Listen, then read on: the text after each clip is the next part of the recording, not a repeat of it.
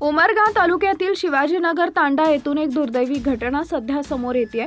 शिवाजीनगर तांडा डाळिंब येथील सुशांत बाळू चव्हाण वय वर्ष 6 व प्रमोद बालसिंग चव्हाण वय वर्ष 7 हे दोघे जण दुपारी 12 वाजता शाळा सुटल्यावर शाळेची बॅग घरी ठेवून शेतामध्ये आपल्या आईकडे जात असताना अचानक शेताच्या रस्त्याने चालताना दोघांच्याही नाकातोंडातून जो काही भयंकर प्रकार घडला तो ऐकून अक्षरशः तुमच्याही अंगाचा थरकाप उडेल।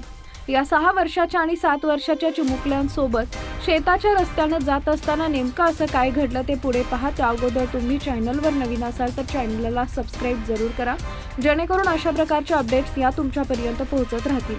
ही धक्कादायक घटना उमरगा तालुक्यातील शिवाजीनगर तांडा इथं डाळिंब इथं घडली आहे। येथील सुशांत चव्हाण वय वर्ष 6 व प्रमोद चव्हाण वय वर्ष 7 हे दोघेही शाळेमध्ये अत्यंत हुशार आणि शांत चिमुकले।